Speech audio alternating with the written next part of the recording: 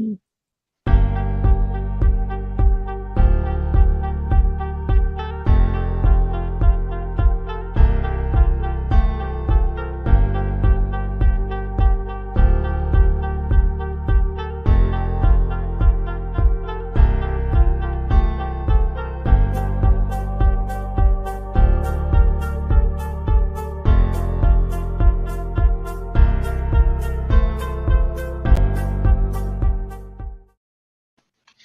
Hello, and welcome to another episode of Rogue Council. I am Xanatos1138, aka David.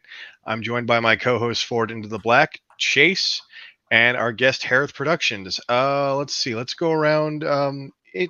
Introduce yourselves. Let us know where we can find you. Chase, you go first. Or Hereth, you go. You go.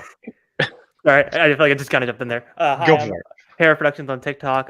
You can mainly find me on YouTube at the Podwans Podcast. Every Thursday, I talk about Clone Wars arcs. So yeah, that's where you can mainly find me. And you can find me at Ford Into the Black on pretty much every bit on social media, TikTok, here on Twitch, YouTube, Instagram, and Twitter. I think Twitter is FWD Into the Black. I think. I don't use Twitter. Don't follow me on Twitter. And I am Xanatos1138 on pretty much everything, but primarily TikTok and Twitter lately. But first off, what were your overall thoughts on the finale? Go ahead, Hereth. I thought it was honestly the best finale I've seen out of Star Wars since Clone Wars and Rebels. I thought Deborah Chow knocked this episode out of the park with just almost everything. I felt like everything was just executed so beautifully, from technical to score to acting to directing. It was just an amazing episode. Yeah, right on. Chase? Yeah, I agree. I think as far as our TV shows, we've been getting, I'll just say our Disney Plus TV shows, we've been getting unbelievable conclusions. I think you're right. The Clone Wars finale, the Siege of Mandalore, is phenomenal. I think both ends of Mandalorian season 1 and 2 are fantastic.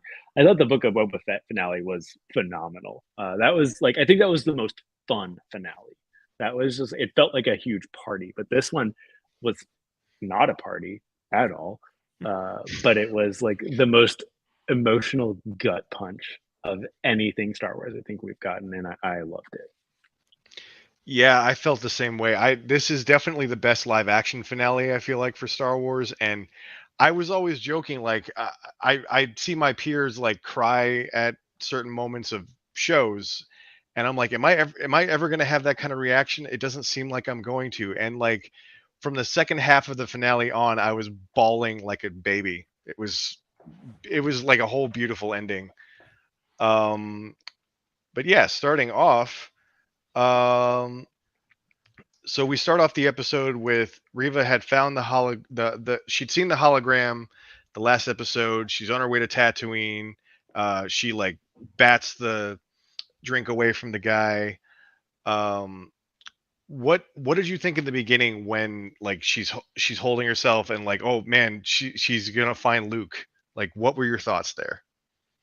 I thought that was amazing because you could just see she's just so scrapped and up together. She she didn't have time to get into Bacta. She's just hanging on by a thread, but you could tell this again, Grand Inquisitor said, this revenge quest against Obi-Wan is just driven her to the next level. And it's just amazing acting from Moses Ingram of just the intimidation factor on the guy that we see from Kenobi S1, and just I don't know, I thought it was just an amazing start to the episode. Yeah, I mean the one thing I think about, kind of reflecting back on it, is when she's at the bar in Mos Espa is where they're at. Isley or Espa, either one. Yeah, and she's clutching her thing, and we started to see that she's staggering a lot more. She's not, and her hair's the braids are starting to come out and stuff like that. She's not doing well. And what I immediately thought of was The Force Awakens, with Kylo Ren, and how everyone freaked out that Finn and Rey were able to beat up Kylo Ren. I was like, the dude got shot with a bowcaster. Like, I think The Force Awakens did a really, really good job of showing you, like, linearly how this battle was, like, drawn out. It wasn't just the lightsaber scene, but this one, it was like, okay, since you didn't get it last time, we're gonna spell this out for you. And I think they did a really good job. I think Moses Ingram, like, I think there were parts in like the first half, like episode 1 through 3, where I'm like, I really like Reva, but she's just angry, and that's her character. And I think she did it really well, but I was like, we haven't really seen anything out of her. We'll see where it goes from here. And wow, the arc that Reva goes through is so good. I love her character. I love where it goes. I don't necessarily know if I want a whole TV show, but I want a book. I want a Reva book. Yeah, something with Reva, like I really enjoyed her arc throughout the entire series. I kind of had a feeling like throughout the entire thing is like, no, there's another motive there, and then you see that when she says, "Oh yeah, I was a youngling," and flashes back, and just that whole arc, especially when she like, I'm gonna jump around a bit because I'm talking Reva in general, but when she like spares Luke and Obi-Wan has this great line of, you honored them, you didn't fail them. You've honored them in death by showing them mercy, I think is the line. Yeah. Yeah. I really like what they did. I feel like from episode 1, I was like, okay, from episode 2, when she stabs the Grand Inquisitor, I was like, okay, so he's either going to kill her later on in this show, or like she's gonna have a redemption arc. And I was like, Leia's gonna give her the redemption arc. It didn't happen that way, but I was like, she's either gonna redeem herself or she's gonna get cut in half by the Grand Inquisitor. Yeah, and let's see. And there is something next, but I did think of this during the conversation with I was surprised at Beru having a little hidey hole of guns, and just like So even good. even Owen was shocked by that. Like, what is it? A rifle? Where did you get this? It was only one episode, and it showed her to be such a badass. Yeah, I mean, this episode was so packed. Like, even I rewatched it probably the day after it came back. Don't go rewatch this episode. It's a terrible time. It's emotional. It still hurts the second time. But her doing that, and I made a video about this. This was maybe my like outside of like the emotional damage part of the episode. It was probably my favorite part of the episode, was her pulling the guns out and being like, "Nuh-uh, we are not letting her get to Luke," because it adds so much context to A New Hope. And like, going back to that scene in A New Hope, you see like the whole farm is charred black, and we see like the famous like skeletons of Owen and Beru, and it's like, they didn't just send in, I was like, you realize like, oh, they didn't just send in flame troopers for the sake of flame troopers. They were like, okay, stormtroopers aren't working. We need to do something more drastic. So I would love a From a Certain Point of View, or like maybe a Owen and Beru comic, I think would be kind of cool. Well, I know I'll say stuff that's canon related. I know she has a From a Certain Point of View, a New Hope story, and she has a brief intermission in Queen's Hope.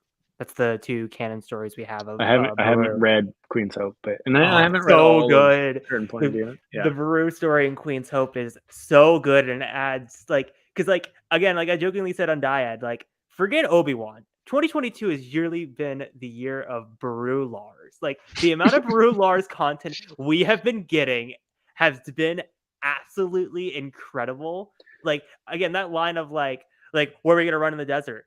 They're like, there's nowhere to run. Like, I love that kind of stuff, and just like the acting from, I forget the name for Beru, but like the amount of acting we just see from her is just amazing. And then just this like the whole like I don't mean to jump ahead in the episode, but like the whole like haunted like horror aspect with like Reva coming after Owen and Beru, and like Owen and Beru fighting back is just amazing. Yeah, I go back to A New Hope, and I'm just like, I just imagine like they realize that Luke has gone to be off with Ben, and they're like, well, the Empire's coming out. And I just like imagine her like loading like cycler rounds, like chewing on a death stick and being like, "You ready, honey?" It's like the outfit she's wearing, the haircut she has, she just looks like today's the day, babe. I just love the Yes, I memes. want that. I love the memes of Brular with a Glock. It's like that's the greatest thing to come out of this show. She's in a rocking chair, just all right. Let's go. I just need a John Wick short film of just Beru and Uncle Owen just taking out stormtroopers and the large Just like, head. we just need a moment of like, you know, you see the cowboy hat and like the leather trench coat, like, is that Cad Bane? Just like raises the hat and no, it's Beru Lars. It's just like I know the fact that story is like really depressing because it's like she knows she's gonna die type of thing, whereas like before Luke leaves, but like no, I just like I need more Beru content after this show. It's so good. Yeah, I mean, and there's a lot of time they could put in for her as well. Even fill in some gaps for Tatooine life, I guess. But Yeah. let's see. Cutting also to when Obi-Wan and Leia are on the ship, and like one of my favorite details is Leia is using Lola to like comfort the passengers. Obi-Wan mentions that he could use Lola, and then she slips it into his jacket. Yeah. I love the transport scene. I think that was the first moment of the episode where I started like tearing up when like it was more so like the realization that like I feel like we went from Obi-Wan being this dude over here that's like the Jedi have failed. You know, the Jedi that's being pursued in the beginning goes to him for help, and he's like, "No, the Jedi are gone. Leave me alone. You got to figure this out. You know, just forget everything." To him going all the way back to even before the fight with Vader is just like, I have to give everything to save this whole ship of people I don't know. And it's like he's fully come back into like the Jedi way. And I was like, oh, I love you, Obi-Wan, so much. That was one of the coolest lines is when he's saying, "You are the future, you," and points to Leia. And it's just like, yeah, that's his mindset completely. And then just like I love the small little character arc we get with Roken and like how like at first he just didn't want Obi-Wan because he's like, you're gonna bring the Empire to us, you're gonna like destroy us all. And then like his character developed a shift of like, you can't leave us, or like we're like we need you type of like I just love that kind of character switch of like like that little subtle detail. Again, like David mentioned the "you are the future" line. Chaco's already mentioned it, how Leia was already comforting people, which is kind of like a good way to address her like people's like nitpick of Leia, of like how she doesn't like deal with her own trauma and like helps others. So I love how they kind of just made that a character trait for Leia throughout canon. Yeah. What do you think the chance that we see Roken in Andor? I don't know. I think it's slim. I rather honestly, I feel like he's more likely to show up in a Reva spinoff than a Andor show, because I feel like Andor's been filming for at least like what 2.5 years. So like they would really have to plan this out way far in advance with Roken's character. I would love to see more Roken. Like just put him anywhere that makes sense because I want to see more of his character. I would have loved to see more of Tala's character, but that's not happening unless they go backwards. We could get in Bad Batch hopefully, because like I feel like Bad Batch could eventually build to like them making the paths, and then we see that progress into Kenobi with Tala's death, and then you get eventual like kind of spin-off show with Reva, Roken, and Haji about the Grand Inquisitor hunting them. That could honestly be a good like trilogy of stories. They've got a bunch of stuff planned, and some of it's something I've been thinking about like since the show has ended. Is like, okay, we have all these new characters. Where are they going to shoot them in next? Like maybe it's a one and done deal, but I'm like, Reva might be in Jedi Survivor.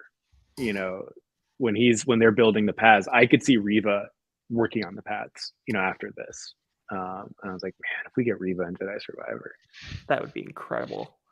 Yeah, just like maybe a chapter where you just play as Reva. Oh my god, Reva's a playable character. I would flip out. Yeah, I think they will do that. I feel like that's a very popular thing in games now of like, here's the chapter where you deviate from the main character and you play as this other person. And I I think feel like that's that could be, opportunity. but I also feel like that could be Seer in this game as well. So I feel like Seer already kind of Yeah. filled that role. So it's like, honestly, I feel like I would want Reba just to get her own show at this point. Let Moses Ingram just lead the role. You can have characters like Mhm. Roken Haja just show up as like supporting characters. Even characters like Quinlan Voss could be a supporting character. I think that alone is just like enough for a TV show. Yeah, that's the absolute best thing about Star Wars canon right now is everything is connected. Like not a Yes. single thing isn't.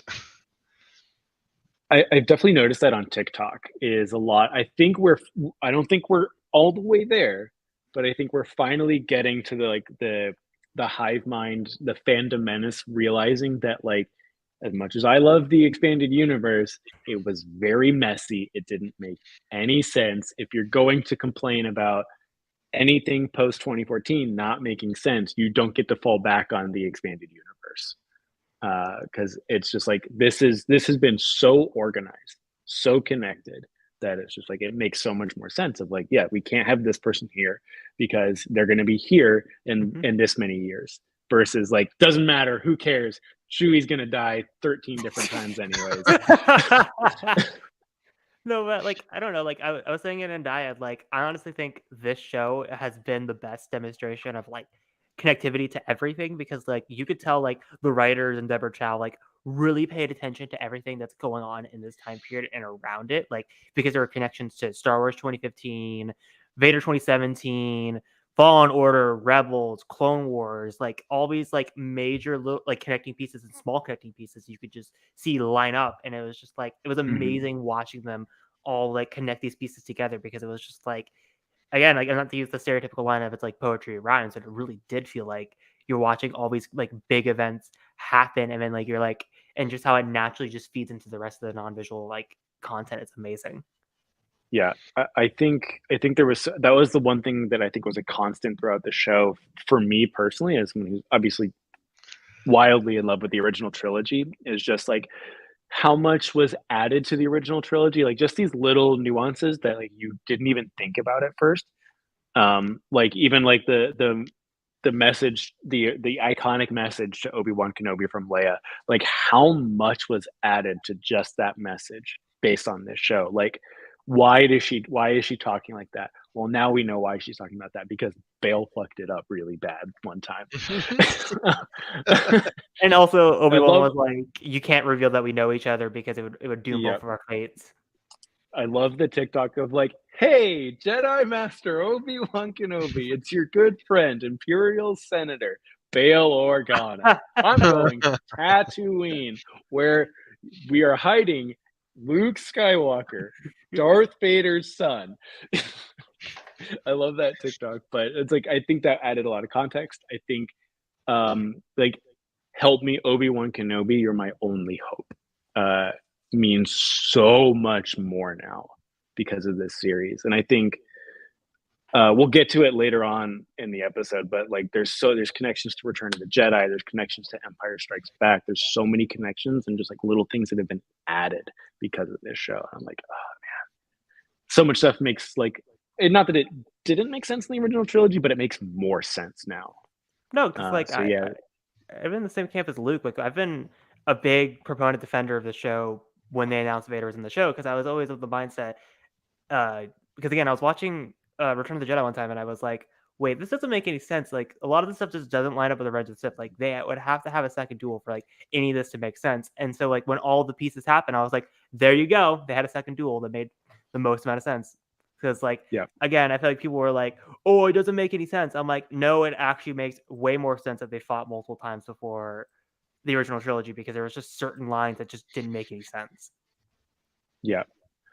I think even in the main fight of this episode, like I knew after episode 3 happened that I was like, okay, they're gonna fight again, and Darth Vader's gonna get his ass handed to him.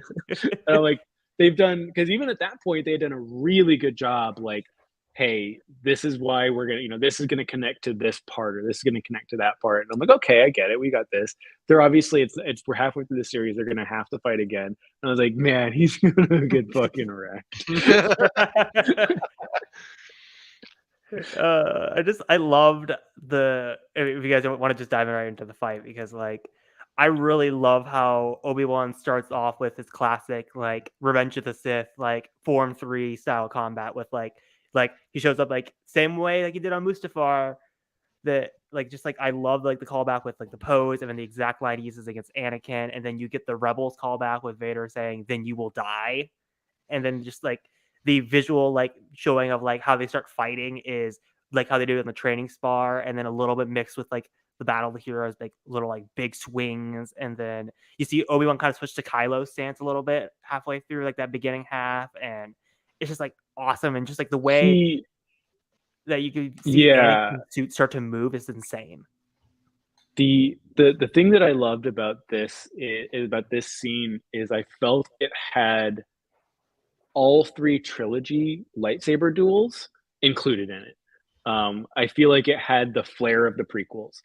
I feel like it had the emotion of the originals, because I feel like more than anything, when Obi-Wan is fighting Vader or when Luke is fighting Vader, it is an emotional battle. It's very much not about the clashing of the swords. It's like, this is very, very personal every single time. But then you also have the sequels, which has a lot of weight to them. Like all of those battles, it's almost like they weren't swinging light beams around. It's like they had these huge things. Like if you get hit with it, it's over.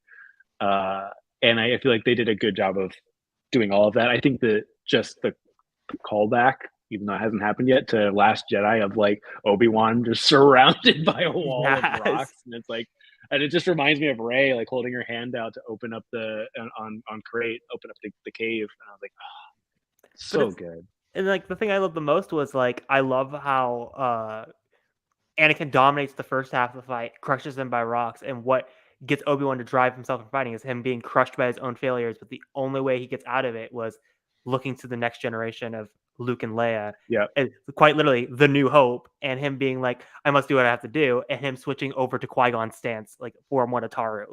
That's how he gets out of the fight and beats him, which is, I thought, was an amazing callback to Phantom Menace, because that's the stance Obi-Wan was using against Darth Maul.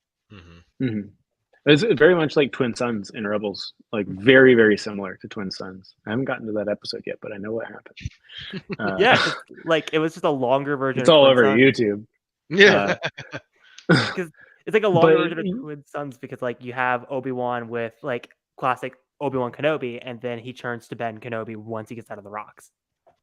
Yeah, I love. There was so much in this fight that wasn't just hitting lightsabers that I think was so good, and I think I love the fight in Revenge of the Sith. I really, really do. And I think they told such a good story just on lightsaber hits and movement.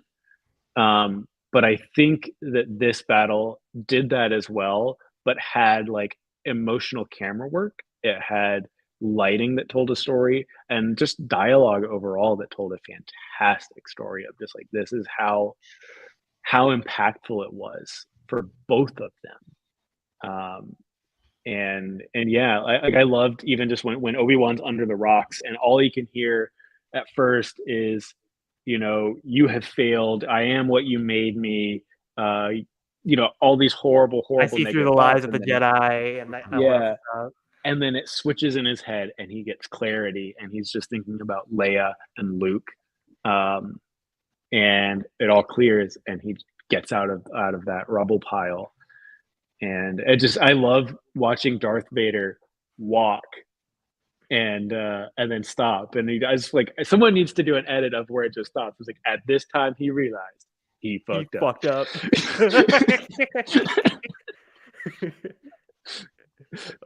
Because like him stopping and being like, Obi-Wan's behind me. Great. Yeah, I loved the combat, the choreography, even just like seeing Obi-Wan like flip a lightsaber behind his back just to hit him with the other hand. I'm like, yeah, all right. just the way Here like we go. they worked in like little subtle details, like the Obi Annie's in there, or like the bit, like I could just Mhm. like I love the little attentions to details of just like throughout the entire like, choreography. But David, you were trying to say something? No, I was just thinking like this is one of the only times we ever see Vader get manhandled or taken off of his feet, especially in Mhm. live action. Like he got thrown around and got hit in the back, got the helmet knocked halfway off, which was the nod to Ahsoka, and just even like what Chase was saying, the mixture of the dialogue and the fight style for the original and sequels, like it was so emotional because they had that moment of he's got his mask off and he's like, "You didn't kill Anakin Skywalker, I did," and that was like Anakin absolving Obi-Wan, like the little bit of Anakin left, and then switched back to Vader and said, "Yep, I'm going to kill you," and then that's when Yeah. Obi-Wan's like, "Okay, bye, Darth," you know.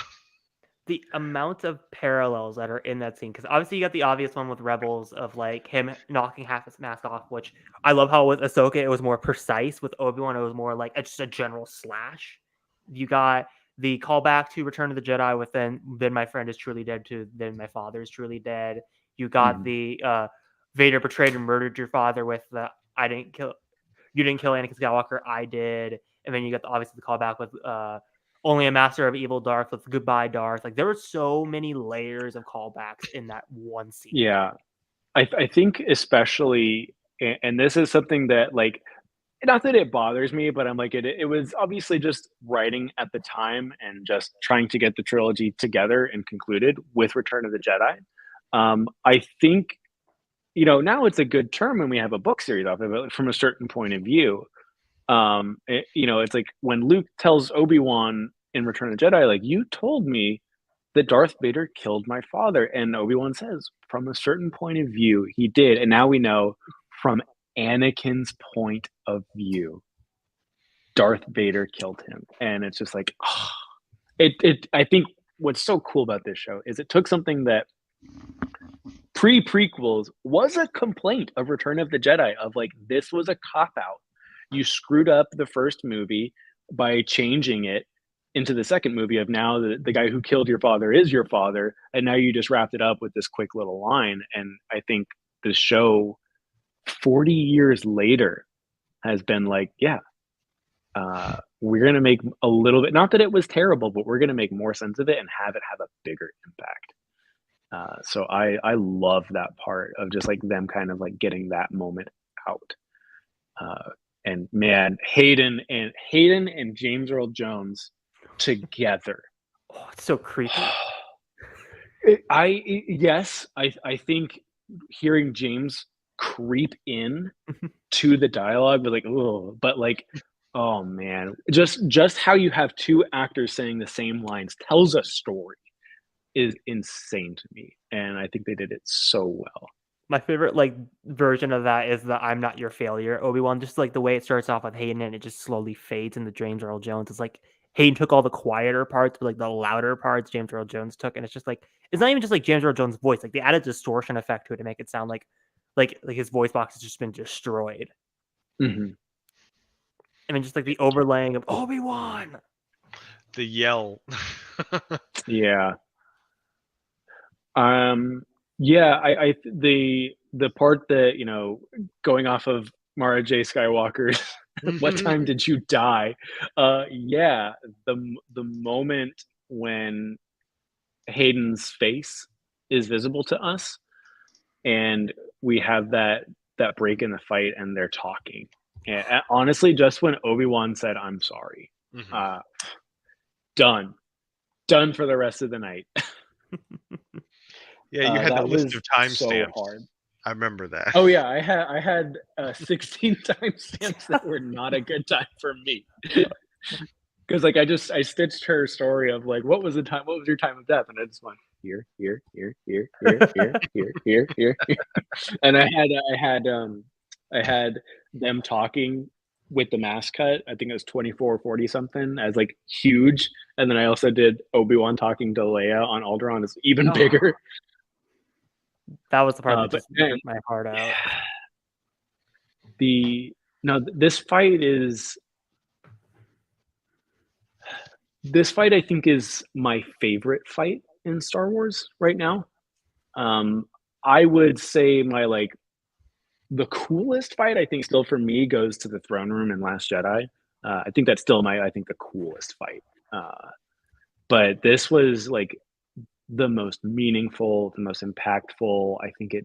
I think it conveyed so much that I was like, the only issue I have, and I know it's a really bad issue, because I hate the people who are like, Disney doesn't know how lightsabers work, is when Darth Vader throws the rock at Obi-Wan and he hits it with the lightsaber and the rock explodes. And I'm like, wouldn't that technically split in half?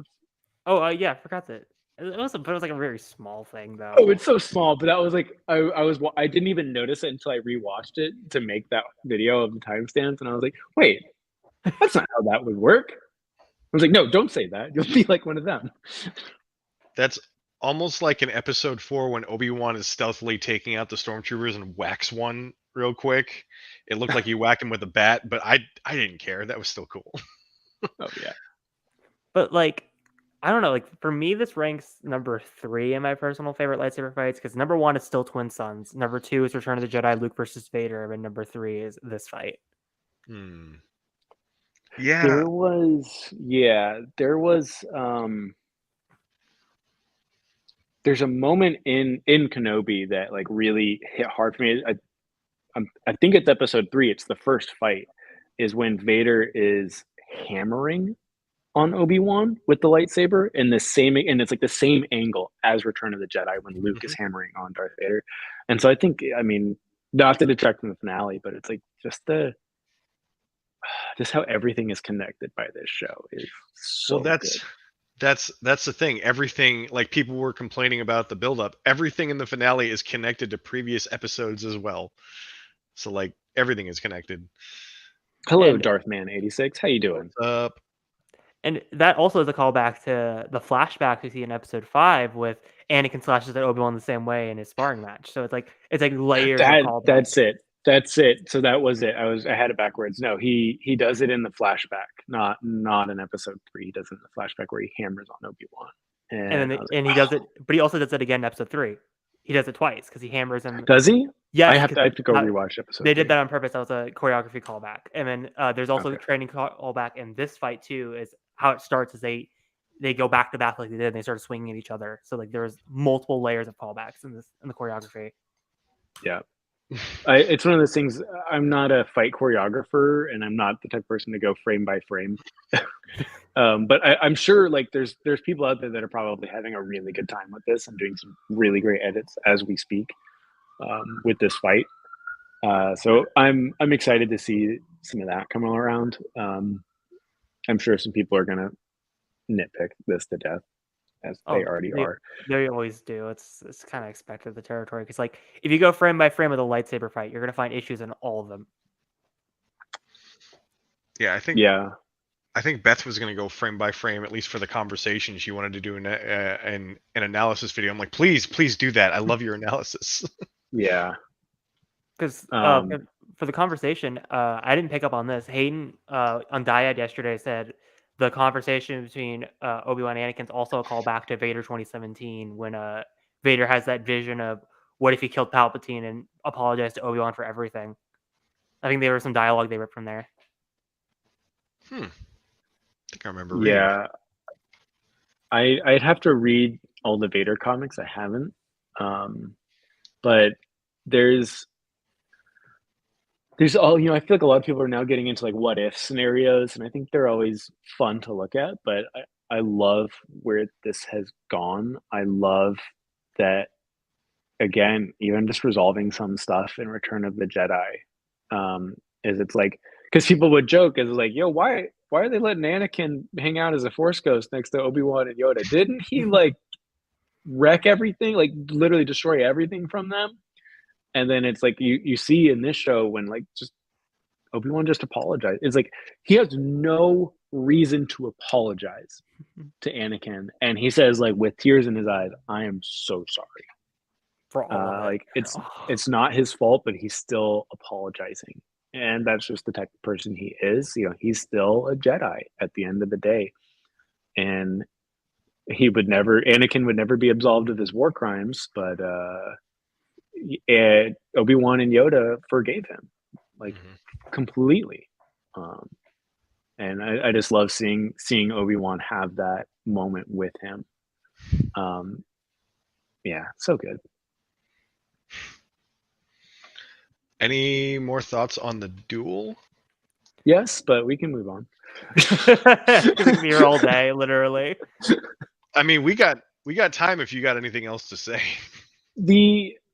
I'll say part of it now, and then I'll say part of it later. Is I love seeing Hayden again. I think even in the last episode, just seeing Attack of the Clones, Anakin did a whole lot for me. Hayden looked so good. I refuse to hear anyone say otherwise. He looked so good. I think he looked great. I think they did a really good job with kind of getting the decaying decaying Anakin from the Return of the Jedi, and also like Hayden as we know him. I think they did a really good job, even just from the little slice. But I really felt we got like the connection we needed from Anakin to Darth Vader.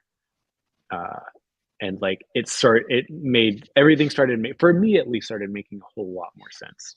No, with this show, it destroys the arguments of Anakin and Vader are two separate people, because they're not at this point. The show just completely shatters that misconception.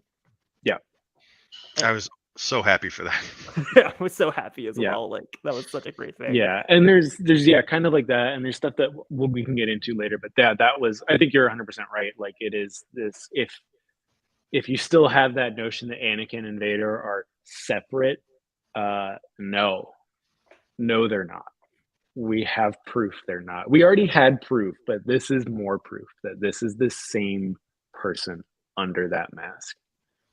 And just, again, my final thing on the fight is, everyone's pointed this out 100 times, but I love the choice of lighting and how that calls back to Force Awakens, with how they use that similar lighting effect for Kylo Ren when he kills Han. It's like, I love like the blue and red switching back and forth of like, this is Anakin in the light, this is Anakin in the dark, and then when it goes full red, there's still a little bit of hints of blue. Obi-Wan just couldn't see that there was still light in him. It was just like that little attention to detail, I thought, is amazing, and I love how they brought that back from Force Awakens. Yeah, and this is more of a behind the scenes thing, but now that they've been using like literally just the toy lightsabers for their props, like the Neopixel lightsabers is what they use now. I think just the way that it looks on screen, like having, like when they have their lightsaber down, like it illuminates the floor underneath them. When they're clashing, you see it lighting the way it should, because it is actually lit. But also we all have Neopixel lightsabers, I think, at this point. They're not light. They're pretty heavy to spin around, and I think we see that now, because they were just using metal or plastic rods for 40 years, and now like seeing just the weight that they're carrying, and it just adds so much to the scenes. And like knowing that, like, oh yeah, they're probably just using the super nice Vader and Obi-Wan lightsabers from super nice lightsaber manufacturer now. It is super cool, and it's just like, I think the lightsaber fights for me have gotten so much more interesting now, especially in this duel, and we can now move on. So Obi-Wan leaves and senses Luke's in trouble, and he goes to Tatooine, where we cut to Beru and Owen defending the farm. And one of my favorite details, not just that they're badasses, but the fact that when Luke is running, they give him a lie that, oh yeah, Tuskens are raiding nearby farms, you got to get away from the Tuskens. He never manages to see Reva and her red lightsaber. Like, so he continues to believe that Tuskens were attacking. I just love that attention to detail. But the thing I love the most about that was, I already mentioned it earlier, is just that whole, like, because the way they intercut Obi-Wan and Anakin with Reva and Owen, I thought that was a great use of like Star Wars classic intercutting in the third act. And got that emotional line of, "You really love the kid. Well, he is my own." It's just like Joel Anderson just knocked it out of the park. That was another timestamp for me. He is my own. And the God, way Owen and Beru, the true heroes of Star Wars, along with R2D2. the way that like I also love how like Owen like punches her like right where the wound is because he notices that right away. Oh, And like so good. the way like Reva like this reacts and just force throws him to the ground. You're just like, and then just the Baru, she's coming. Just like all like that entire like sequence I thought was amazingly shot. Yeah, Super intense. What the Lars Homestead, I think to me, literally coming from the originals to the prequels to now the sequels, and then also now with Kenobi, is how unbelievably important this little moisture farm. I mean, it was always important. It's where Luke Skywalker came from, but that's how it was for years. But it's just like, this is where we see the first moments of Anakin expressing that he's struggling with the dark side to Padme in the same room that like Luke first sees Leia. And also And the we first now, room where Luke learns that because that's what they tell him the Tuskens are coming, they can kill him, and I thought that was an amazing attention to detail. yeah, and I think this is where Luke and Leia's lightsabers are going to be buried. And even just like knowing that like Owen and Beru gave everything on this little farm to make sure that Luke was safe from the time he was a little kid up until he had left for good. And it's just like I love this is like the coolest place in Star Wars right now for me. Just the Lars homestead. And he's like knowing like right over there, Shmi is buried. Like like what an like it's like if you could go there and just feel the force, you'd like, oh man, this is intense. And like I said, there's that callback to when Beru and Owen lie about how the Tuskens are coming to after Luke. It's in the same room where Anakin tells Padme, I slaughter them like animals. So like I love that Yeah. a little attention to detail callback. And then again, I can go on about how that was shot, and then the way Beru just like punches like Reva across the face. Like I was like, damn. I mean, just like the Oh, way Luke climbs out. I love what she does, and while she's like when she says run, Luke, uh it's what Obi-Wan says to him as soon as he's killed by Vader. And it's like the certain point of view story is just how important that line is. Of like run, Luke, run, and Beru tells him that. And then you And get the just callback man, of I'm not afraid. yeah. Oh Just yeah. him also just taking the pipe and just like smacking Rebel with the pipe. So good. Oh, so good. So we get Luke running out, Reva chasing after him, and she corners him, she knocks him out, and then she sees the same image when she's going for the killing blow. She sees the same image of Vader stabbing her. It's the same thing. And, Obi-Wan gets there.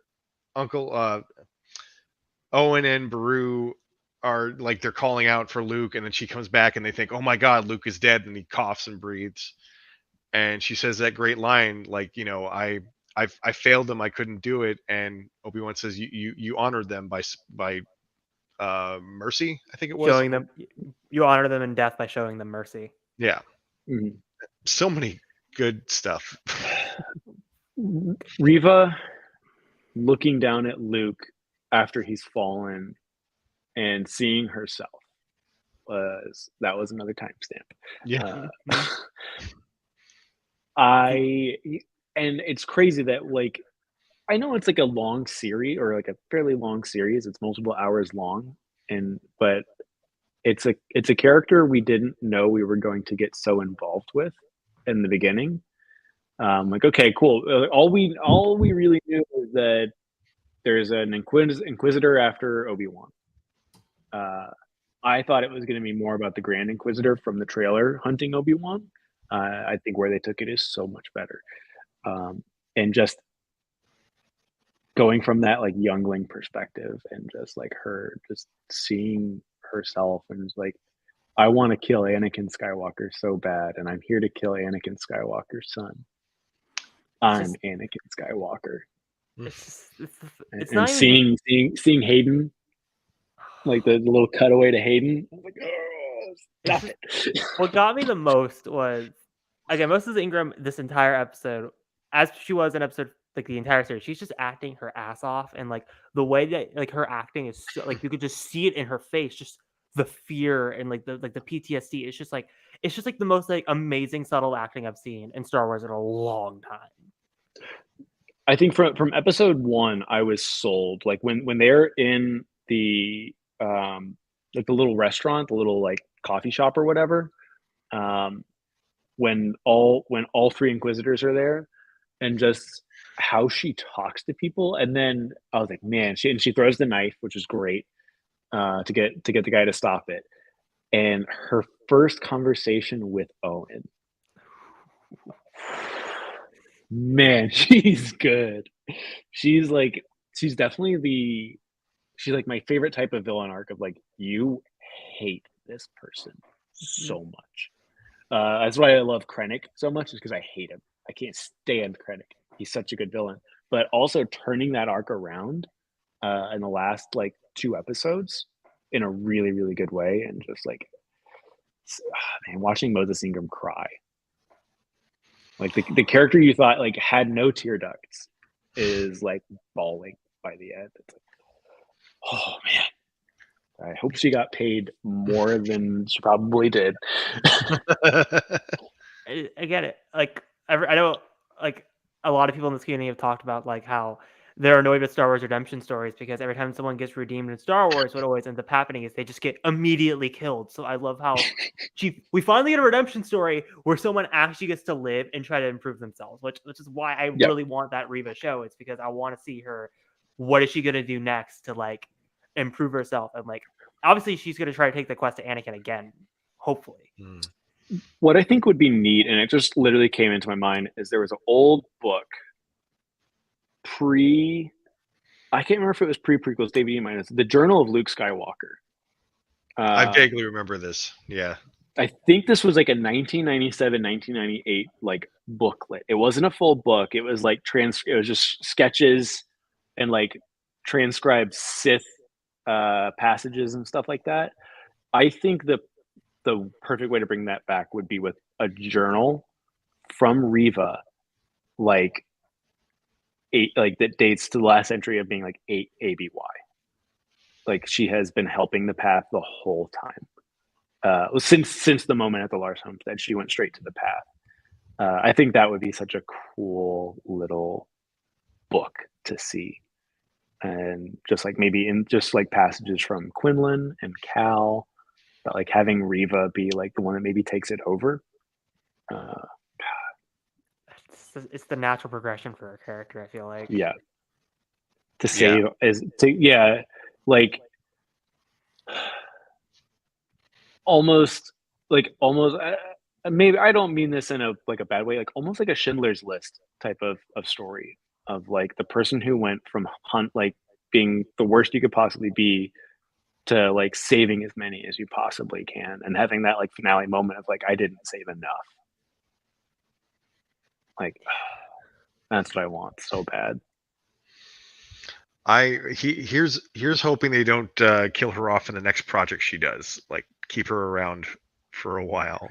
I feel like the Reva show can be multiple seasons because if they take their time with it, we still have 5 years to Rebels, so that's still a big enough period of time, and they could even keep her alive probably during seasons of Rebels at like the maximum because like they don't have to kill her immediately. Right. I think there's characters that don't need to die. I think Ahsoka's one of them. I think characters like Cal and Quinlan. I think the people who are working on the path, the people who are going to start that new Jedi Order in that little hut that was being built in Book of Boba Fett that we see in the sequels. I think the Jedi that come and help with that don't necessarily need to die until the sequel era. I think we could get a show that literally has a season based on, episode 4, the timeline of that, and where this character, maybe it's Reva, maybe it's another character. Like this is where they were during A New Hope. This is where they were. The next season will be Empire Strikes Back, and the next season will be Return of the Jedi. I'm just thinking about Reva versus Kylo Ren. Ooh, that could be so good. Yeah, she would be old. Like she Yeah. would be an old like Jedi master at that point. And man, why did you say that? I'm sorry, it just needs to happen. We need more Kylo content. It's the natural progression. Then she dies to Kylo in much the same way she almost died to Vader twice.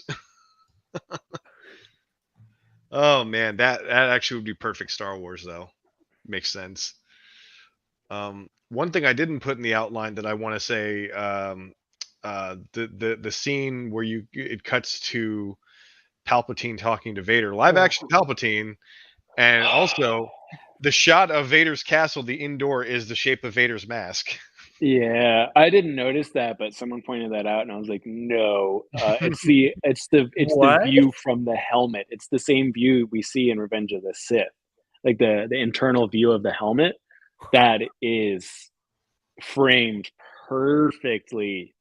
That is amazing. On Vader's the Mustafar, nose. where you see the inside. Yeah.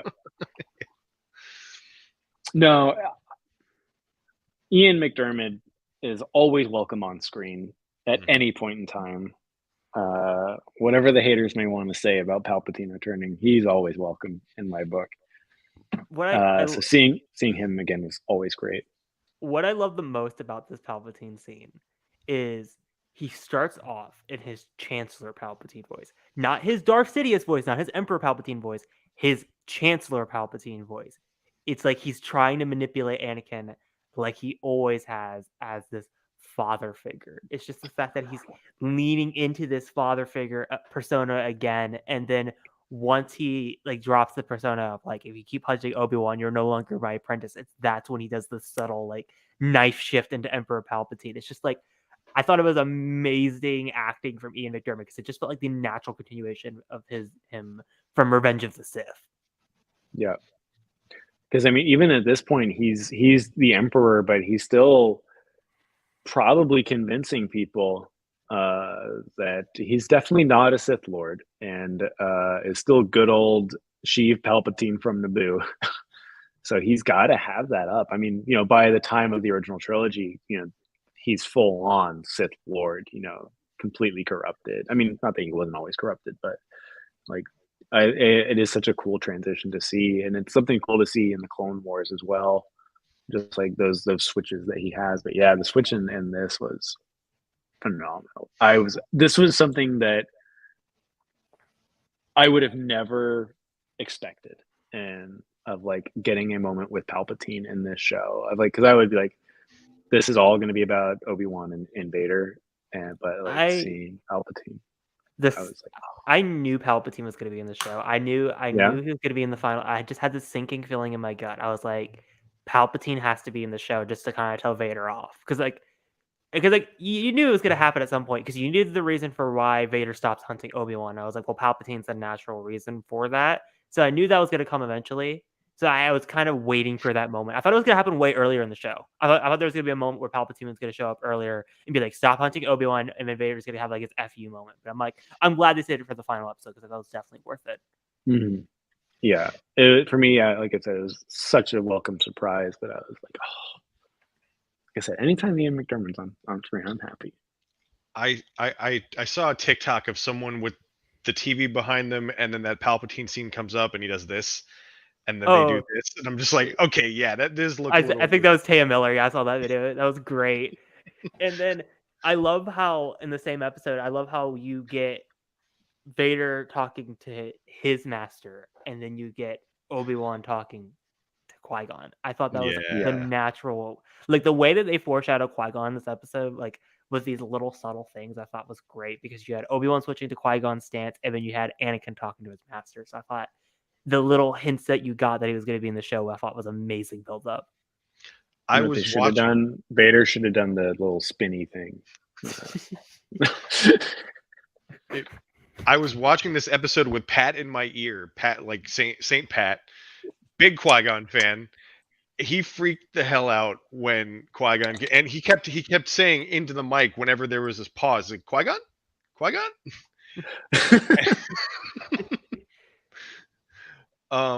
But yeah, that scene. Let's see, where am I at here? Okay, so after that, we get back to Leia getting herself dressed, putting a holster on, putting her boots on, and then Brea. Brea is another woman I want to see more of, which may or may not happen because Alderaan. But she takes one look at Leia and goes, "I love it." Like the very supportive mother she is. What amazing character progression though, from a person we see in episode 1 and then basically again in episode 6, of like, I am so tired of this child I'm trying to make Queen of Alderaan running off into the woods, to she shows up in her dressing room wearing the right dress but with a gun holster on, and Brea's like, I will never change this wild child's heart. This is truly the daughter of Anakin and Padme. And Bale has accepted it basically since day one. And just seeing the acceptance from Brea is so good. I've been saying it, I haven't had a chance to. In Empire and Return of the Jedi, I want to see if she's wearing that holster. I have not. I know she's wearing it, I believe, in the Princess Leia Marvel comic series. I know it's in one of the comic runs. She has that holster. I think in Return of the Jedi, when she's wearing the camo outfit, she has a holster. I'd have to go check, but I think she's wearing a similar holster, if not like something that they crafted it after. But I'll have to check. I know it's a callback to canon. I know because they also have the callback to Obi-Wan changing his outfit into his Star Wars 2015 look. So I know that I knew that was from one of the comics. Yeah, with the goggles. I love the goggles. The goggles are great. And one of the best details too, when Obi-Wan comes there, Lola jumps in the holster. Yes. That was really funny. Yes. Some people that was one of the first things I noted. Oh, I didn't know she jumped in it. I just know that she was walking to the landing pad, and then I was like, Lola is in that holster. That is so precious. I use those words, but sorry, I use those words, but you actually don't see any movement. She's just in the holster. Okay. Yeah. I was like, oh my God. That's so good. But yeah, so obviously the interaction with Brea and seeing Brea embrace Leia for who she is super heartwarming. And I think how they did it was just a very much quicker version of what we saw in episode 1 of Leia getting ready. We don't see her face until it's fully ready. And I thought that was a great way to bring it back. But them going out to the landing pad, this was one of those moments where I was like, I know exactly what's going to happen right now. I'm not ready for it to happen, because this was the one prediction I had about this show from once I knew that Leia was like in this show. I was like, they are going to take Return of the Jedi and the line of, I only remember my mother from when I was very young. I was like, Obi-Wan is going to sit down or kneel or something with Leia and tell her about Padme. And man, it was so rough watching her walk out to the landing pad, knowing what was about to happen. Mm-hmm. As it was happening, I'm like, no, I can't do this at 3:45 in the morning. I have roommates. That was the moment that got me. I didn't cry, but I got very teary-eyed. I was whimpering, like, as quietly as I could when I can't even remember the quote he says, but it's so beautiful what he says. If I remember correctly, it's for Padme, it's wise, discerning, kind-hearted.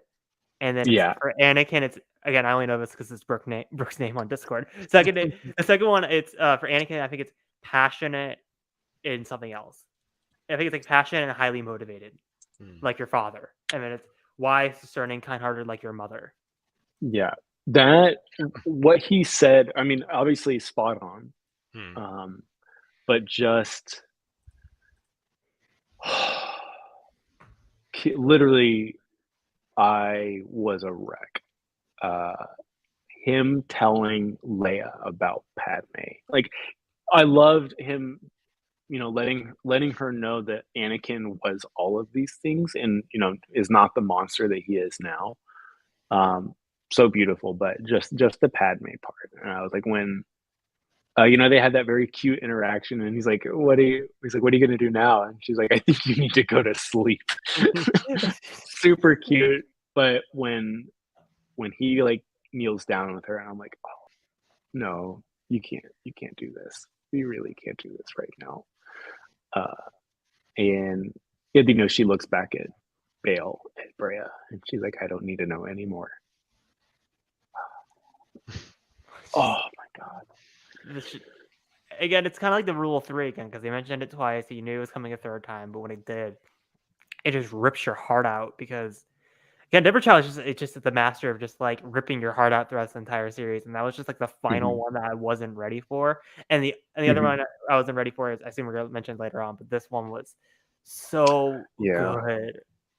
And it also adds so much context and nuance to A New Hope, because now when Luke shows up in the Death Star to like rescue Leia, and he's like, "I'm here with Ben Kenobi," and she's like, "Ben Kenobi, where?"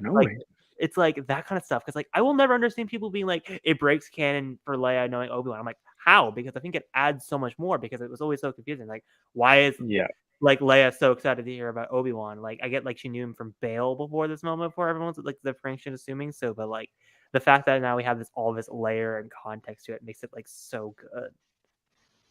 I really hope that Vivian gets a contract. I hope that she gets a life, outside of Star Wars. I mean, and it's not just Star Wars. I think it's franchises in general. Is when you're cast as a really young kid, like it can really screw your career up. Yeah. I mean, you look at the Harry Potter cast. Like, look at the Stranger Things kids. Yeah, they're never going to get out of that. No, ever. They're stuck. And she's so talented. She did such an amazing job portraying Leia as a 10-year-old. I don't think anyone could have done this better than her. Carrie Fisher is probably like crying in the afterlife right now, because she's so good. But yes, no, like in a perfect world, I would love to watch Vivian grow as Leia. As we continue to get more Star Wars content, I think I would love to see her as she literally ages into Leia. Like, I would love to see her just become our new Princess Leia, because she is so perfect. But yeah, man, the most pleasant surprise I think of this whole show was that this show was about Leia. At the end of the day, obviously very much about Obi-Wan Kenobi, but like Leia being a central part of why Obi-Wan is out doing stuff, why Obi-Wan left his sad boy cave. I knew Leia was going to be in the show just simply because of like I was trying to figure out why Obi-Wan would leave Tatooine, what would be a good enough reason. I just didn't think the entire plot was going to surround Leia. I knew she was going to be in the show. I just didn't think that was the reason. I thought Bail Organa was going to be in danger. That's what I thought my version was. Yeah, I was leaning that because they showed young Luke in the trailer, and I was like, this will my thought like going into this show was like, oh, on the last episode when everything's fine and happy, we'll get a shot of Alderaan, and just a nice little tidbit of some spunky 10-year-old girl that's going to be Leia, and that would be it. And I was like, I mean, how this turned out was so perfect. But yeah, I was man, she's so good. She's so unbelievably good. Yeah, I was really surprised by that, because before I'm like, no, it should just be Carrie Fisher, or it should just be like nods like in Rogue One. But then they proved me completely wrong by finding someone that was literally perfect for young Leia. Literally, I have to give Lucasfilm, I think, I think there's some people that maybe disagree, especially with like Alden, but I really do love Alden as Han. I think Disney and Lucasfilm have really knocked it out of the park with casting in general for all the new Star Wars content. I think Rosario Dawson as Ahsoka, perfect, like absolutely perfect. I think bringing Tamura Morrison back is fantastic. Bringing Hayden Christensen back is fantastic. I think Moses as an Inquisitor was amazing. And I think the people they've cast, I think Donald Glover is as Lando, it's as perfect as it could get. And then Vivian as Leia, unbelievable, absolutely unbelievable. Yeah, and then the next part is like it's been memed to death already with the comparisons, but when Obi-Wan goes to visit the Lars homestead and talks to Owen, and then Owen hesitates for the longest time. He goes, "Hey, you want to meet him?" And he goes up to Luke and goes, "Hello there." But I want to take it back to before that moment. I love the acceptance Obi-Wan has of Beru and Owen, of like the only protection he needs is you and Beru. Like that line, it just means so much to like their character development. And like you get the callback of he just needs to be a kid for a little while, which is like it's tragic because like Anakin never got that to be a kid for a while either. He was thrown right into the Jedi Order from being a slave. So it's like Obi-Wan realizing the mistakes of Anakin and like rectifying them and letting Owen and Beru guide his path because he knows eventually he's going to come into that life. It's going to happen naturally through Luke's desire, not through them. I think even going back into the series when we meet Freck, our good buddy Freck, the conversation that he had, and he opens up to Leia about this of like, I had a brother, like I had a family, I remember my family. And I know that there's been a lot of discourse and bad discourse, but also good discourse of like removing children from their families to basically go to become a Jedi. And I think there have been good arguments against it, but most of them are terrible arguments against it. But it is something that I think, looking, with Obi-Wan giving the opportunity where the Jedi no longer exist, of like, maybe that's not the way to go. And I think he does have that realization in this show, especially the last episode, of like you're 100% right. Like Anakin went from being a slave on Tatooine with his mother. We took him away from the only thing he ever knew that cared about him. And it got really bad. And it's like he didn't get a chance. He got to win a pod race, and then for as much as we know, he never touched a pod racer ever again in his entire life. And it's just, and I think what the show did with Obi-Wan giving him the T-47 means so much to the overall story. And him coming back with the now fixed T-47,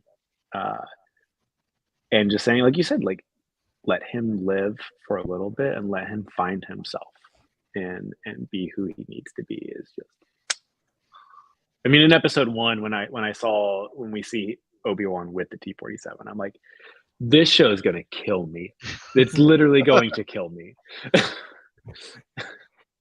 It's just like these little connecting pieces, like big and small to the original trilogy, because it's stuff like that where it's like I've been saying Kenobi is the perfect bridge between the prequel trilogy and the original trilogy, because you really needed something like this connect the two, because like there's been these like I said, small and large little things that just never made sense with the current canon. I'm like that doesn't make any sense with the original trilogy. So like the fact that we're getting these massive connecting pieces that connect everything together, like everything small with the T-47 up until like big stuff with the Anakin, and it's absolutely incredible storytelling. And the fact that like David said, you get this really long like emotional scene with Obi-Wan and Owen, because like Owen hasn't really been a part of the show until like episode, like he was really in it episode 1 and then he disappears until episode 6, and like you get like this amazing character arc of Owen and Obi-Wan accepting each other, and Owen being like, you know what, you need to meet him. Oh, that line when it's kind of like that awkward silence and Obi-Wan's getting ready to go. Hey Ben, You want to meet him?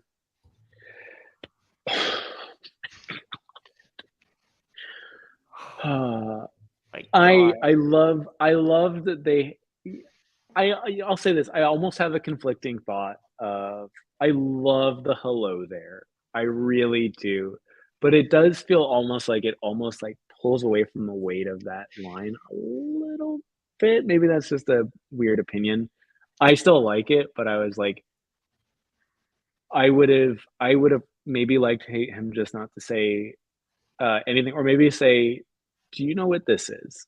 You know, and just hand him the T-47, or "Have you ever flown one of these?" You know, type deal. I But I don't know. I do love the hello. I love the hello there. I think it's very endearing. It's a very fan servicey moment, which is fine. I think that line is good because the alternative might have been when Darth Vader is staring down at Obi-Wan and the rocks. He could have said, "Now I have the high ground," and I'm glad they skipped that.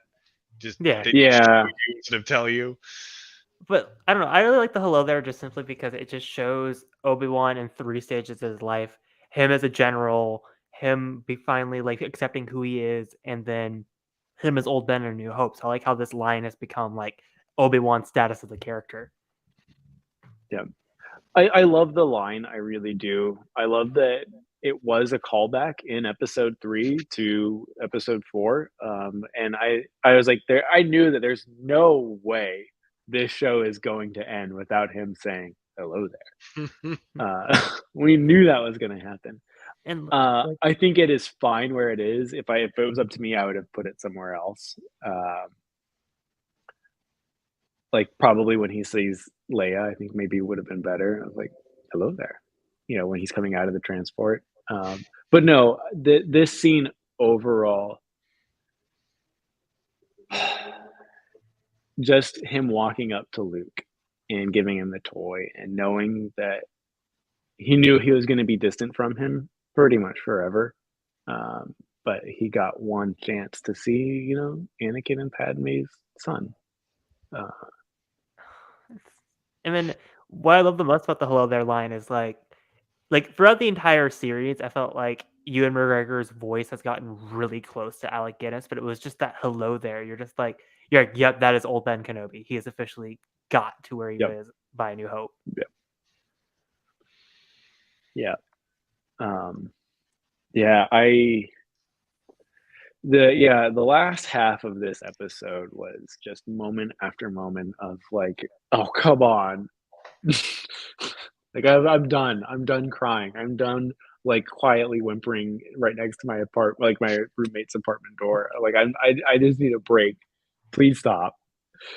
It's I said this on I think it was on in the comment sections of Duel of the Ranks. I said it felt like Return of the King in the best way. Like the ending went on, but every time it went on, you're just like, yes, it's like emotional moment after emotional moment of like these like Mhm. because like after like Revis happened, I was like, there's still 20 minutes in this episode. What are they gonna do with this 20 minutes? And like every single minute, I'm like, yes, this is Yep. amazing. They put on the most magnificent bow to top off this episode, this series. And I think this era, in some ways this is such an extension of like the prequels, the Clone Wars.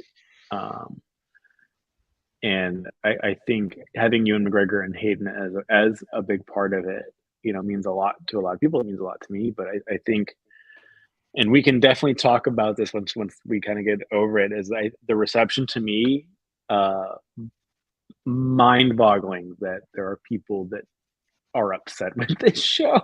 Mm-hmm.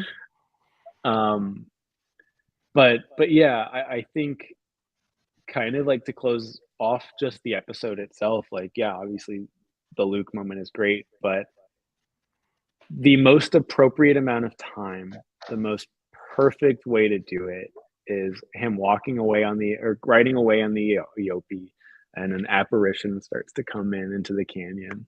And I was like, no. I knew, and I was joking. I was like, there's no way Liam Neeson was gonna like sign a contract to be in the Obi-Wan Kenobi show and say like, oh yeah, That's fine. You don't have to put a camera in front of me. Like, there's no way Liam Neeson said that. He's like, if I'm gonna be in it, I'm in it. I'm gonna be in it. And I was reading through, because I was talking about it with friends today. I was reading through the From a Certain Point of View Master and Apprentice storyline, and there's nothing I didn't see contradicting at all. Like I was like reading through it, looking for it, and I never saw it. Like this perfectly lines up with everything we see with canon with Force Ghosts. Yeah. I would even, I would even make an argument at this point in the game, as expansive as Star Wars is and how big the Force in general is, who fucking cares, man? Like, it's Liam Neeson as Qui-Gon Jinn the first time in 23 years. Let him be Qui-Gon Jinn again. I like if it breaks the canon of some book that was written 10 years ago now. No, it's from a certain point of view, New Hope. Oh, from a certain point of view. I thought you meant Master Apprentice. No, I was talking about from a certain, which it doesn't really contradict anything because I literally reread it and it was like, the first line is like, Qui-Gon tries to like re-show himself to Obi-Wan as he first remembered, which honestly I think it's just a process for all Force Ghosts when they appear to whoever they want to appear to. I think they pick what they want to look like to the person. Yeah, so I think that's just a particular line for that. I think his line is really good. Of like, I've always been here, you just weren't looking. I loved it. I loved his appearance. I thought when Obi-Wan was under the rocks while he's fighting Vader, that's when I thought, oh, it's like when he's down there and they're slowly zooming in and we start hearing the voices and then the voices get clearer. I was like, oh no, I'm not ready for Qui-Gon right now. Please don't do this. Please don't do this. I had the horrible, scary prediction that Qui-Gon was going to hold Obi-Wan the same way that Obi-Wan held Qui-Gon, and I was like, I will pass away. I think what they did is so good. Yeah, the Hope of the Children was definitely the better choice there. Like, it's not even close. Just so good to see him. And I was joking with someone that I was like, someone had been complaining about like, oh yeah, how in the next 9 years he's gonna look like Alec Guinness. I'm like, yeah, he's been suffering 9 years of Qui-Gon Jinn lectures in the under the twin sons of Tatooine. Of course he's gonna look like that at the end. And also, you just a couple burns across the way will get him there. Yeah. It's like, I told you to train him, not have him turn to the dark side. What did you do? I love the line from Qui-Gon of, I've always been with you, Obi-Wan. Like not enough people talk about like how emotional of a line that is, because like I just imagine throughout this entire show Obi-Wan being like, Qui-Gon, where are you? Qui-Gon, I need you. And he's just like, I'm right here, Obi-Wan. Like, I'm trying to help you. You just can't see me yet. I think it impacts everything because we look back in the Clone Wars. I mean, if we look back in every single moment, and this is one thing kind of like backtracking to like another episode, but like the amount of people that have died in Obi-Wan's arms after Qui-Gon is unbelievably depressing. I'm so glad Tala did not die in Obi-Wan's arms. That would have been oh my god, if that would have happened, that would have been terrible. But like I think, yeah, like you said, like him saying I've always been there, like he was there when Maul killed Satine and he held Satine while she was dying. He will know that he would have been there when he held Maul. Qui-Gon never once left. He was there beside him when he watched him cut down Anakin on Mustafar, and it's just like, oh my god. Poor buddy. He had to watch everything just crumble apart and couldn't be like, he's like, I told you guys from the beginning, and he just had to watch it happen. Yeah. But I think what's so good is Qui-Gon, when he appears to Obi-Wan, is he's happy. There's none of this like, after all I taught you. Yeah. Anakin turned to the dark. It wasn't that. It's like and it's like, Anakin says it, like, this is Obi-Wan, this is not your fault. And Qui-Gon knows that. And Qui-Gon knows that Obi-Wan did absolutely everything he could to the best of his ability. He never once, I'd say like failed or floundered, without trying. And he's such the role model of being a Jedi. We all have to respect Obi-Wan, and I think Qui-Gon loves him and will always cherish him. Qui-Gon being like, "Come on, we got some work to do. Let's go." Or it took you long enough. Yeah. I've always been here. You just weren't ready to see. So, with the show ending, where does the series rank for you overall in terms of live action Star Wars? I think it's my favorite live action show. My favorite live action show by far. I would have to agree. I think it's better than Mando. I think it's better than Book of Boba Fett. If I had to rank it amongst the animated shows, I think it falls just underneath Rebels for me. And then it's definitely better than Clone Wars. Like, this is not even a debate. Like, I'm sorry. Like, yes, Clone Wars has its great moments. It does. I will argue for them. But no, Kenobi knocked it out of the park. All 6 episodes were amazing. Yeah. I'm much the same in that, like, Rebels and Obi-Wan are neck and neck, but it's definitely the best live action show. For sure. I definitely need to finish Rebels at some point in my life. And Bad Batch. Look, I'm sure I'll finish Bad Batch season 1 by the time season 1 or season 2 is done airing. I'm sure you'll finish Rebels as the Podwans podcast are finishing Rebels. Oh yeah, it's on brand. I'll just be like, oh yeah, I'm on the second to last episode. I think Ahsoka's wrapping up now. I've actually been watching more and more Rebels. I've been doing like a few watch-alongs with a few friends here and there, and season 3, wow, it's been fantastic. Like, the whole show has been fantastic, but season 3 is really Wedge. Wow. So the one season I'm excited for you to get, and I will argue this even better with Kenobi, is season 4. I would say Rebels is my favorite season of any Star Wars television. So when you get to that, text me. I want to know what your thoughts are. So I think the goal for Rogue Council for the immediate future is we're just going to do season by season recaps. Obviously Kenobi finale outstanding, but we'll keep doing the movies, and then we will be doing season by season, like Clone Wars season 1 through 7. Do Rebels as well. Do Bad Batch. Do Mandalorian. Resistance. Ahsoka. Resistance. Yeah. You'll get a PowerPoint for that one. I was able to wear Luke down. I was like, because Luke was like, let's go to Bad Batch after Rebels. I'm like, no. We're doing Resistance. I'm sorry. Yeah, this is not up to you. We need more Resistance love. I don't like comparing shows to movies because they are such different forms of media. Like, if we look at the time, like, the Obi-Wan show is its own trilogy of movies. Each third of that series is almost 2 hours. So it is kind of wild that we did get a new Star Wars trilogy out of this.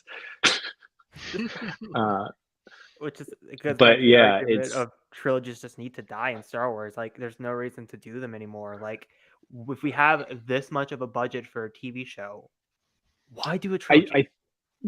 I think there will always be, like, we are going to get a 10, 11, and 12. Like, it's going to happen.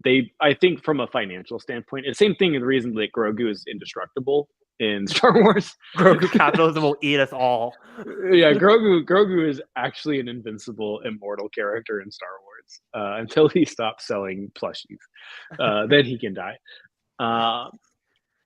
No matter what people say about the sequels or the prequels, as soon as you find out that episode 10 is coming out, you will flood the box office. So that will happen. My assumption is, Disney's on a pretty blistering pace right now with Star Wars content. I don't think we'll get the same 10 to 15 year gap between trilogies. I'd say 5 years. Yeah, I'd say like 7 to be safe. I think they do want to space those out. But I have I the think they unpopular want. opinion it Go won't be ahead. a trilogy. I think it'll be a Rey and Finn show after the sequels. I hope. I could definitely see that, but I definitely see them saying episode 10 when Daisy and John and Oscar are a little older, bringing them back, and then just having a new cast of characters. But yeah, I think it will happen. But yeah, I agree. Like I want more. I want more TV shows like this. I think the 6 episode TV show is perfect. I really, really do. I think the Book of Boba Fett and Kenobi pace is fantastic. I think it does a great job of telling a story. But I don't know. Like I was talking about it with some friends, like kind of like with like Clone Wars and Rebels, of like the 22 episode season is a lot. It is, and I It's can't a wait to see. lot. I can't wait for Andor because I'm like Andor is at like I love the Mando effect of 8 episodes. 'Cause I really think 8 episodes is kind of a really good sweet spot. But Mhm. 12, I'm really excited to see what they're going to do with the 12 because 12 is a lot of space. So I feel like I want to see if 12 is the happy medium because I feel like I don't know, like this is not more of a Star Wars thing. This is more of a Marvel thing. I feel like a lot of these studios go 6 episodes and then you watch the 6 episodes and go, that should have been a longer series. So I want studios to let it just be as long as it needs to be and not try to like limit the show to X amount of episodes because like I feel like with Andor, like the confidence of being like, all right, the writers being like, we want 12 and Disney being like, okay, we'll give you 12 episodes. Like I really want to see how that's going to pay off. Mm-hmm. Yeah. I'm now that Kenobi's over, like Andor hype has fully kicked in. So excited for Andor. So pumped to see just everything looks so interesting in that trailer. Like, what is all of this? And I think what's so interesting going from Kenobi to like, we know everything that's happening in Kenobi. Like, we know, like, oh my God, there's the Grand Inquisitor, there's Luke, there's Larm's Homestead. That's Nur, that's Fortress Inquisitorius. Mm-hmm. To who are these people? And like the fact that we only see Cassian a little bit in that trailer. We definitely see Mon Mothma, which is great. I was definitely joking at Celebration when they like showed that. I was like, yes, 6 episodes of Mon Mothma screaming at Cassian Andor sounds like the perfect show for me. Like, no, like listening to Diego Luna talk about on the Star Wars live show stage about how radically different of a character Cassian is in season 1 got me really excited for the show. Like, I think people are like underplaying how good the show is going to be because I think Tony Gilroy is going to knock it out of the park. Yeah, I'm super excited. I think I talked on the pod once about how this is very much my favorite time period in Star Wars is the in between prequels and originals. Rogue One being a huge part of that, but also like Kenobi, really like doing that. In the fact that this is basically going to be the same time as Kenobi, maybe a year or two ahead. But yeah, like we see so much cool stuff. Like you just how that trailer opens with the bell table. I was like, what is this show? I can't wait. And then I hate how this is becoming a writing pattern in Star Wars, but you see the LTT gunships and clone troopers, so you know we're going to get some type of flashback opening a la Rogue One-esque of Cassian at 6 years old and that kind of stuff. So it's like, oh, you know the show's going to be great. They're gonna sneak in Order 66 somehow, They're even though gonna it's do not it. related. They'll sneak it in. It's like, oh yeah, Cassian was actually just hanging out on this planet where there was a Jedi, and then the clones attacked. It's like, stop, please. You're just gonna see Kiadi Mundi get shot from Cassian's point of view. That's what Oh, I was yeah. gonna say. Yeah, it's like in his flashback of how he was in this fight, that's when Order 66 is gonna happen. A Jedi we know is gonna get gunned down in front of us. Like, great, thanks guys. Awesome. Thanks, Filoni. Thank you for somehow working this in, even though you're not involved with this production at all, just like Kenobi. Thank you. Yeah, I'm super excited, but Kenobi was I think a treat in every aspect of the way. It was really, really a treat. I think Luke had said, like, I think it's going to be very hard to top this show. From I think a lot of it I think does come from nostalgia and how tied in it is to everything, and the fact that we do have such emotional connections to Obi-Wan and Anakin.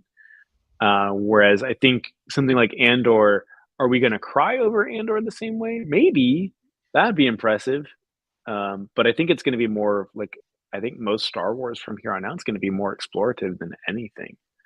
Of let's get to learn some new characters. We'll touch on some characters that they've introduced recently. So I think I'm very excited. But again, I think Kenobi is going to be very hard to top. Now, saying that, I personally don't want a season 2 of Kenobi unless they can find some way to make it make sense, fit it in, whatever. Because I really, after seeing Ewan and Hayden be so happy to do this stuff, it's like I want to see more of them. I want to give them more stuff. But like, even if it's just fitting them in as cameos or Force Ghosts somewhere, just give them stuff. Give them stuff to do. But as far as a season 2, it's not necessary really for Kenobi. Go ahead. So here's what I would personally. I think everyone's kind of in the same camp of we don't want a season 2 unless you can come up with a good story. How I would personally do it is you do a special, a 50-minute to an hour special with Obi-Wan and Qui-Gon, and you just call it Kenobi season 2. Mm-hmm. Obviously, the obvious solution would be Reva spinoff show, give her own show.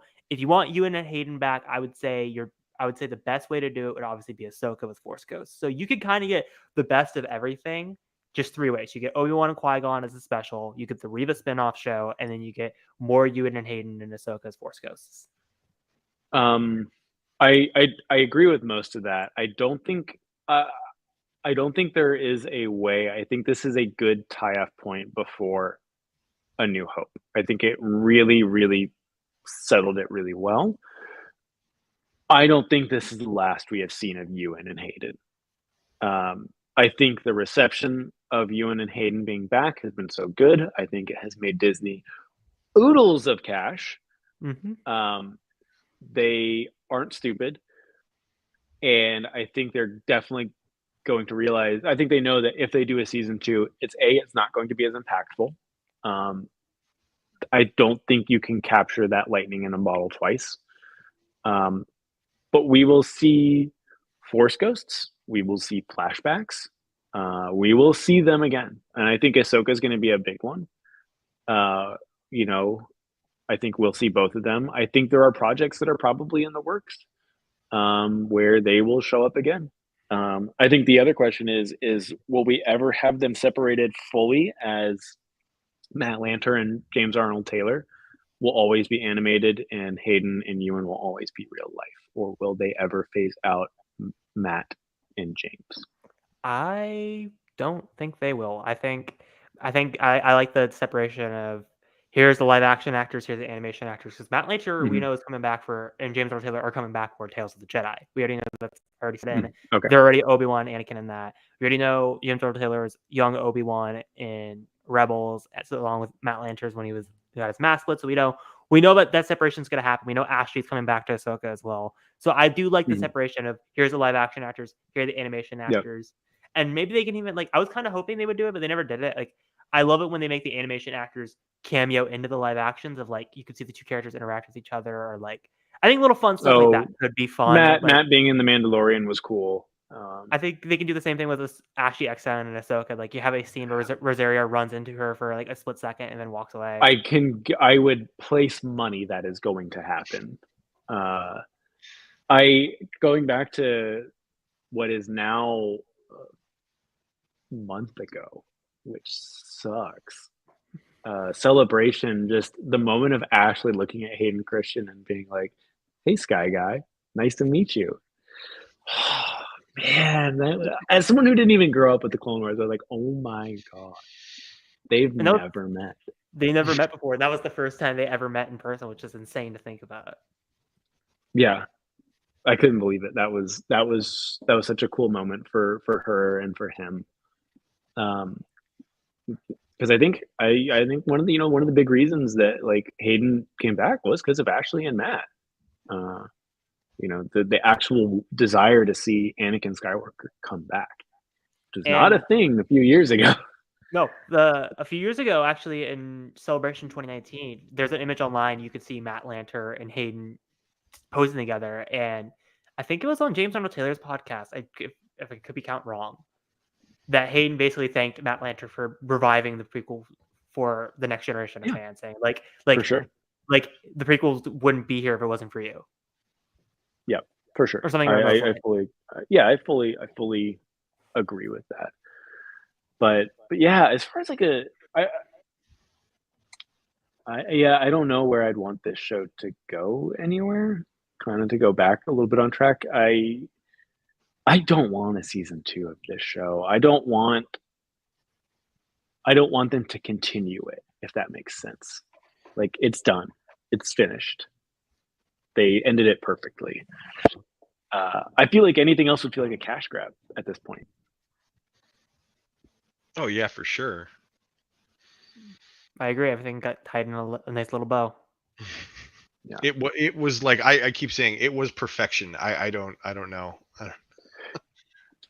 The one thing that maybe I do want to touch on is, like, I have a coworker that has watched it and they really enjoyed it, but there's like some stuff where they're like, this doesn't make sense to me personally. And if you explain it to them, they're like, okay, I guess I see that. And I definitely seen that a handful, but like the people that are up in arms, to say the least, about this show, I don't know. It feels very disingenuous. 100%. It's okay. I've said this for a while on different platforms, and I'll say it again. On YouTube, at least, there is a subgenre of creators who just see Star Wars as quick ad revenue. They get angry at stuff. They throw hissy fits, and then they appease to the alt-right side of the fandom for money. They basically, like, you know how like everyone calls some creators like us that have connections into Lucasfilm as like sellouts and shills. That's exactly what they are. It's just the other side of the coin. They're just selling themselves out for ad revenue. The people that have connections aren't. We're just genuine fans that love Star Wars and want to talk about it and have connections. They are the fans that are just pissed off at everything and will take any chance to shit on it just for a quick buck. That's what they are. Yeah. I fully agree with that, but it's just, and I think a lot of it is like hive minding, like being on TikTok and seeing comment section of being like, I can't believe you actually like Kenobi, and I'm like, we're getting to the point, and I was talking to someone about this the other night, of just like, I'm starting to think maybe we're not watching the same things, because I know on this podcast and on Pod Ones and Dyad and all the other, I'd say, positive podcasts, is the sequel discussion has been done to death, and we will definitely get more into the sequels once we're rewatching the sequels. But we're getting to the point of people being upset now, even with The Mandalorian. People being upset with Book of Boba Fett. People being upset with Kenobi, and I'm at the point of like, I don't get it anymore. Of like, if it's not your thing, it's not your thing. I'm cool with that. Like, there's things that aren't my thing. I don't really care, but I would say, all in all, production quality, acting, story, fight choreography, the things that people care about, fight choreography, pacing of this show, I think was so solid, all in all. And I'm blown away that there are people out there that are like, yeah, no, Kenobi's mid.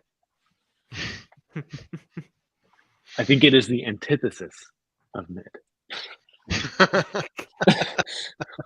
Whatever that may be. Oh no. It's just attention grabbing controversy for the sake of attention grabbing it is, controversy. and I wish I had a solution for it, but I've been meaning to make a video on like my like overarching thoughts of Kenobi, and I haven't made it yet. And part of me is like, I just don't feel like dealing with it, which is annoying. But yeah, it's just I'm so happy with the show, and I'm so blown away that people are on the internet being like, again, not that like they didn't like it as much. They're like, oh no, this is the worst Star Wars show. I thought this is exactly what you guys wanted. Like, what else could the show give you?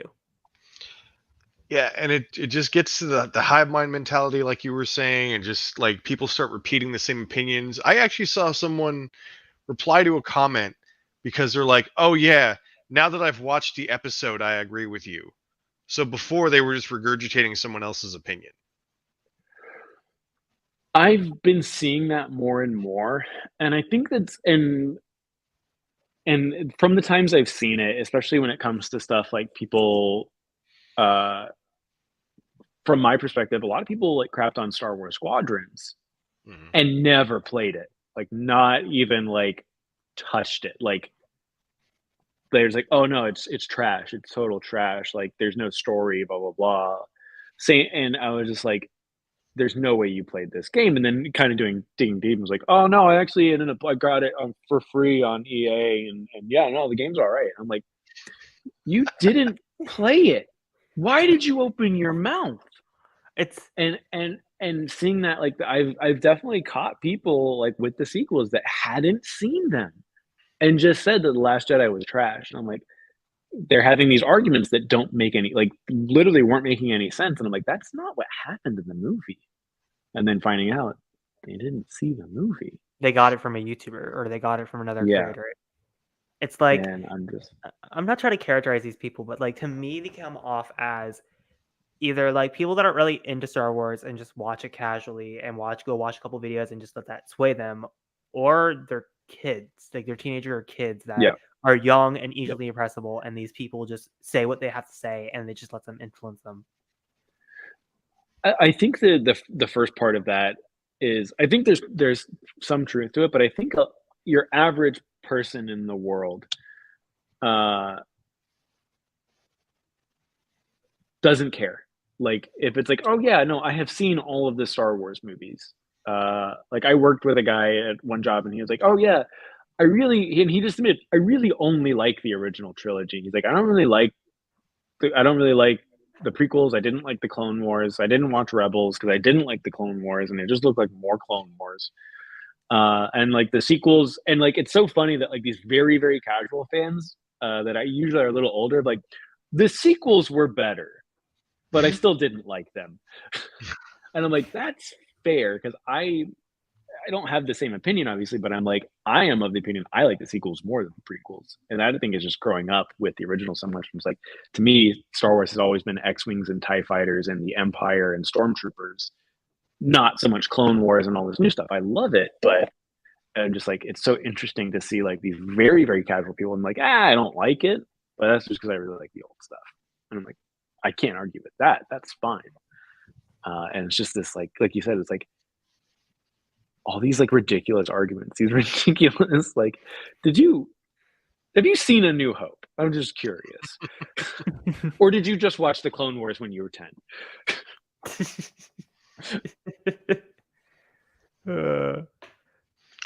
But All right.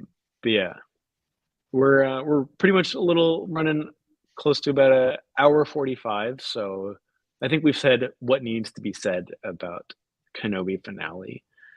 I can't say enough. I feel like we could go on. We could literally go back to the beginning and continue with more. This could be like a 5-hour discussion. podcast easily. We've done it. We have done it. Wait, what?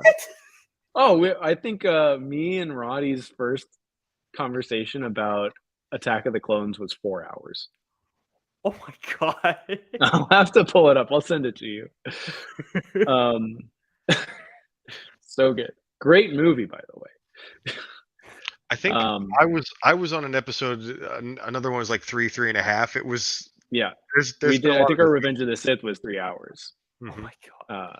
I've had yeah. like 4-hour conversations on the podcast, but it's never like the duration of the podcast. What happens is you two have like a 2-hour discussion, and then it ends, and then we start talking for another 2 hours. Oh no, this was all about the movie. It did not deviate.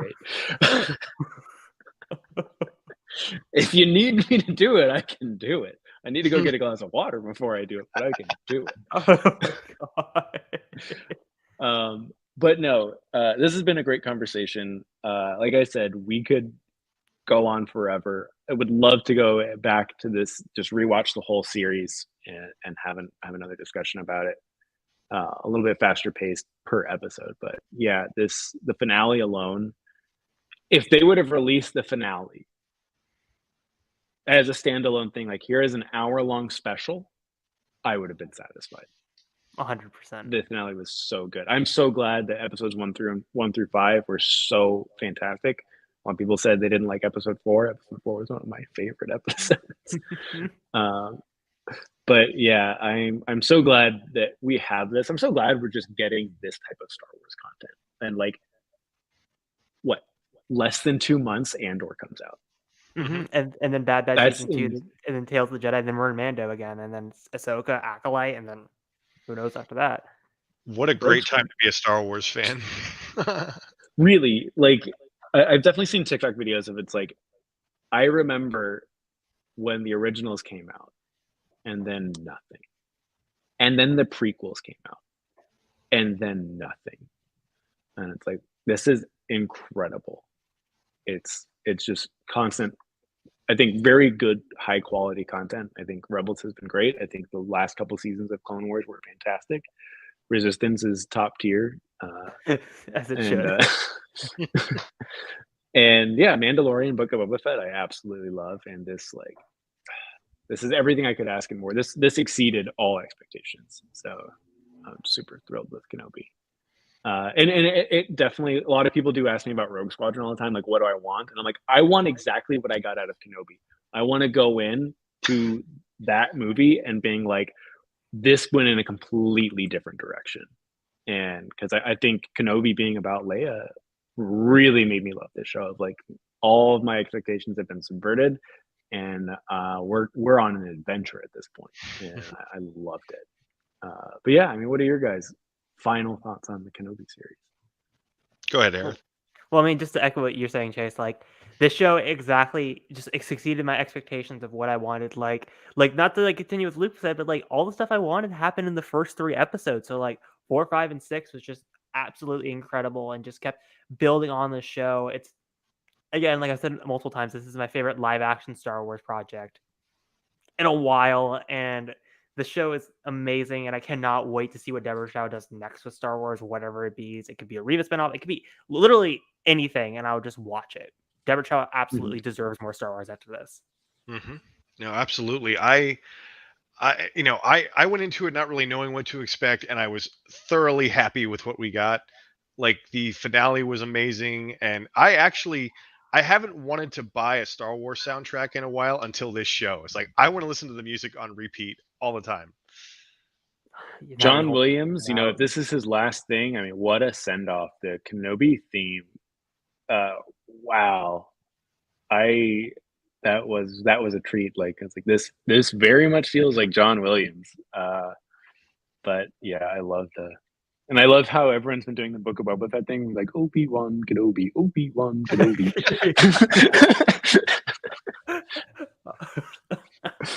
Oh my god. You can't unhear it once you hear it. You can't unhear it. I cannot unhear it now. God damn it, Chase. So good. I was like, John Williams, I bet you did that on purpose. He did it on purpose. He was like, Ludwig, you think you could do that? I could do one better. He's like, this one I'll hide it, though. So good. But you guys, if you want to guys follow me on anywhere, TikTok, Hereth Productions, Twitter, Hereth_edits. You can find me on YouTube at the Pod Ones Podcast Thursday to cover our Clone Wars weekly rewatch. This week we're going to be talking about the emotional damage arc of Clone Wars outside the Satine stuff, which is Ahsoka leaving the Order. I cannot wait to talk about that. It's one of my favorite Clone Wars arcs, and yeah, that's where you can find me on the social medias. Nice. You can follow me at Forward Into the Black pretty much everywhere. Just look up Forward in the Black, and I'm there. Same with me, Xanatos1138, TikTok, Twitter, pretty much anywhere social media exists. That's my name. All right. Thank you, Hereth, for coming on and talking about Kenobi with us. And I will see all of you in London. Mm-hmm. All right. Yeah. Thanks for watching, everyone. Thanks for the chat. Thanks for Darth Man and Ravi for being in here. I appreciate you guys.